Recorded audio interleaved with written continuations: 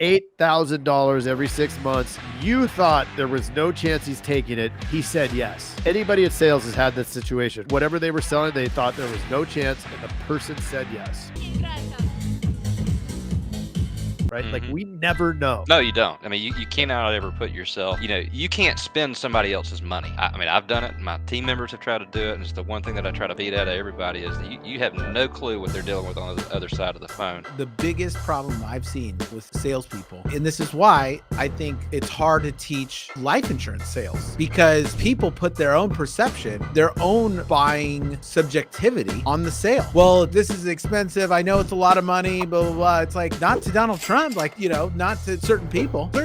Mid-level car is chump change. You know what I mean? Like, to certain people, like, big expensive things are cheap. So why go into it thinking that it's way better to go into it the opposite way? We always go into the way of thinking everything's more expensive. Why don't we go into it thinking that everything is less expensive? Like, dude, this is nothing. Well, but it's $5,000. Dude, this is nothing. You know, like what y'all were saying, it's a mindset. I mean, it's all a confidence mindset of where from this call, that is what I'm going to go back tomorrow and tell everybody. We are just not asking about how much they're paying anymore. We're just not going to care. We're just going to try to build value, and if they take it, they take it. And what you can do is, like, if you're going into it with a more expensive price, you're raising the coverages, right? You're always going in, raising the coverages, whatever they have. All you have to do is prove that their other policy is irrelevant and you won. Because then the price doesn't matter, because it's irrelevant, because that policy sucks. Like, that policy was not the right fit, so it's irrelevant for the situation. Oh, but my other policy is only $100 and you're charging $200, but it wouldn't have covered it. Like,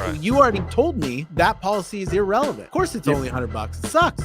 Might as well just been paying your neighbor $100 a month and it would have been the same thing. Yeah, exactly. I listen to too many podcasts, and that statement of paying your neighbor $100, it's like going after some of these larger commercial accounts, and they're like, well, hey, I've got my buddy Jim. I play golf with Jim all the time, and he's just my agent. I love Jim. And I'm like, well, heck, I'm stealing it from somebody else that said this on a podcast, but heck, if you're that good of friends with Jim, I mean, I didn't know that paying your friend $50,000 a year was that was that special. Why don't you just let me save you this much money and just pay Jim $10,000 and y'all go play golf? Oh, that's a good one. I like that. That's an expensive friendship right there. You got. Yeah.